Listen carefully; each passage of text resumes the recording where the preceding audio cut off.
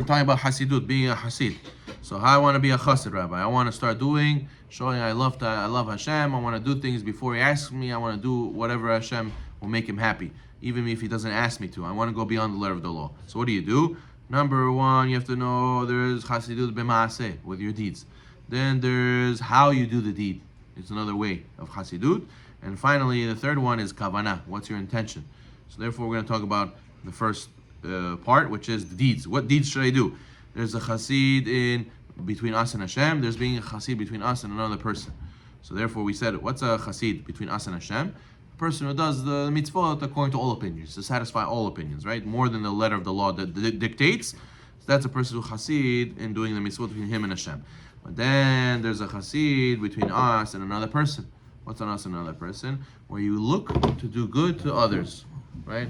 God forbid a person could feed into this mentality of, Rabbi, it's a dog-eat-dog world. If you don't eat first, there's going to be nothing left for you. You got to eat.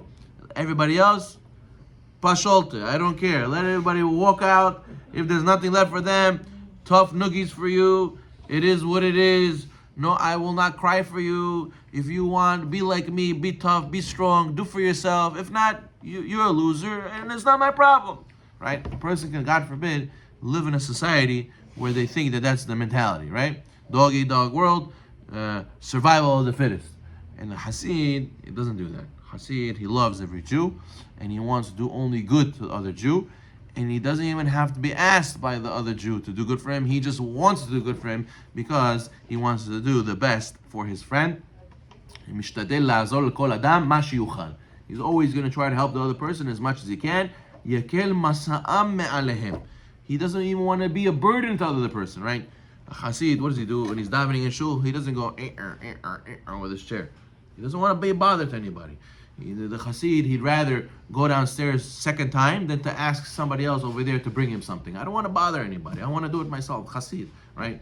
So the person over there, he goes out of his way to make sure that he's not a burden on another person and always has the other person in mind. As we learned from Moshe Rabbeinu. Moshe Rabbeinu was living in the palace. He could have had everything he wanted. Why you open your mouth? Why you get involved with the Egyptian slave master? Why you get involved in the fight? No. Moshe Rabbeinu says, I'd rather lose my luxurious lifestyle and have nothing than to sit here and watch all my brothers suffer. Other people would say, be quiet, you have a good life, so who cares, let them burn, let them whatever. You go enjoy yourself. No, Hasid. Moshe Rabbeinu was Hasid. He says, I can't stand letting myself enjoy and go and see my brothers suffer. Okay, Mamon, that's with helping physically. What about with money also? Lesayo ba'asher tasik yado, to help give out money to whoever he needs to give to. Limnoa mimeno nizakin, to not damage other people with your stuff, right? Afilu ma'ata she'ata miyad en nezek matzui, kivan sheyachol lavo lidei kach yasirem v'yavirem. Right? Even if he's not going to cause damage now, he doesn't even allow his items to ever cause damage even in the future. Right? For a person could be cleaning up his yard, and what does he do? He throws all the stuff that he doesn't need in his yard, he throws it in the street. All the rocks, all the nails, all everything, and he doesn't care. Well, it's not on my property, it's not my business anymore. And he didn't damage anybody right now, it's just in the road, it's in the sidewalk. But what happens? Then a car comes an hour later and he gets a nail in his tire, and that's it. He has to go change his tire now. Because of you. Because you didn't care to throw it in a proper place. Right? A person who cuts his nails, right? And he throws it wherever. It's sakana, according to the Zohar. If you step on it, sakana, according to the Gemara. If a pregnant woman steps on it, a person could say, it's not my problem. What did I do? I didn't hurt anybody. I didn't throw it on somebody. Yeah, but eventually it led to damage. A Hasid even thinks like that even later it shouldn't cause anybody damage. So therefore, this is what it means to be a Hasid when it comes to other people's money. Then we have a nefesh. You have a Hasid when he cares about other people's soul. For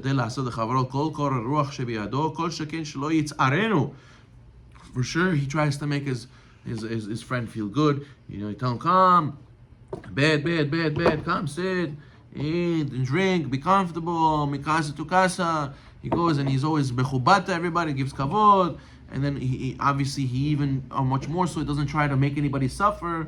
And he doesn't call anybody names, he doesn't make mahloket, he doesn't put people down and embarrass them. This is a person who cares about the soul of his friend.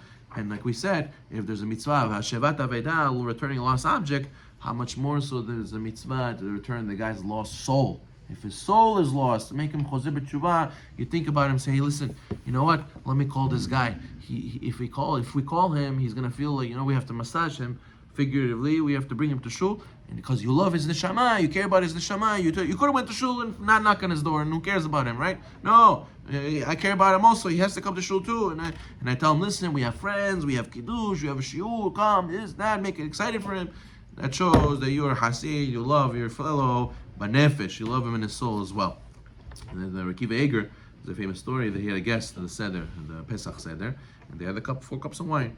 So the guest was a little bit clumsy, and he spilled a cup of wine, and right away Rekiva Eger also spilled his cup of wine. And he said, oh, this table, I'm sorry, the table is a little bit wobbly. And even though it wasn't wobbly, Rekiva Eger made it like it was wobbly to not embarrass him. He said, listen, now the whole meal, everybody's going to think he's a klutz, so... Okay, I'll spill also. That way, if I spill, it's normal. See, everybody spills. It's fine. Not a big deal. I read a story. I heard a story one time. There was a J-Wave boy. He went to Borough Park, and he was there for Williamsburg or something. He went to Hassid's house for Shabbat. So then the Hassid had a special wine from a special bracha from some Rebbe, or a very special wine, a very expensive bottle, whatever it was. He made a lichvat b'kodesh. He brought the bottle to the table. So they were singing Shalom Aleichem, time for Kiddush.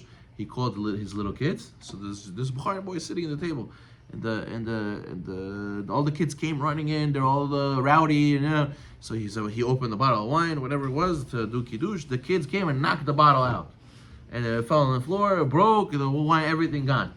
So in that moment, the kids all staring at the Abba, and the Bukhari kid is like, oh, I know what's gonna happen now. That's it. I've been in this kind of situation before. I know what happens. Oh, they're gonna scream. They're gonna rip this kid's head off. Go to your room. You idiot. You this. You that. The kid says, I've been there. I know what's gonna happen now. He's like, he can't even look. And what did the Chassid do? He took his son's hand and he started going, Mazel tov, Mazel tov. Oh, yeah, yeah, yeah. Oh, yeah, yeah. And they started dancing, and they sang Kol Tova and Min Hashamayim and Mazel Tov. You, it's a siman bracha. The wine spilled in our house. So, oh, what a bracha! So the kid was shocked. He thought he was gonna get smashed right now. He said, the Bukhari boy who went, he said, I never saw that in my life. He says, if that's religious people, I want in. I want in. He says, this never I saw in my life. And ended up being this Hassid. He's a real Hassid. This Hassid is a real Hassid. Look what he did. He knew that this could be a scar on his son's soul the rest of his life.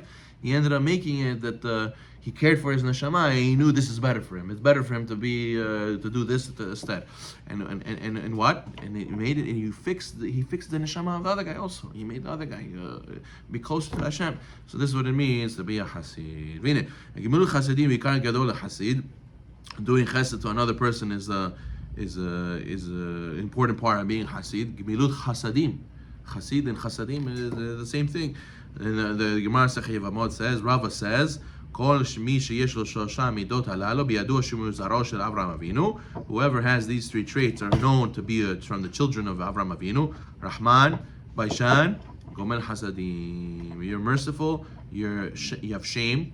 You're not the very loud or obnoxious. You're more on the timid side. You have shame. You're embarrassed, right? Gomel hasadim, and you do right, and you do chesed. You do chesed. You're drawn to do chesed. You're excited to do chesed. You want to do chesed. That's a sign of a Jew. So you see that a Hassid has to be part and parcel of being Hassid is to do chesed with the other person. Definitely not to hurt them, and definitely to do good deeds with them. Baruch Olam, amen.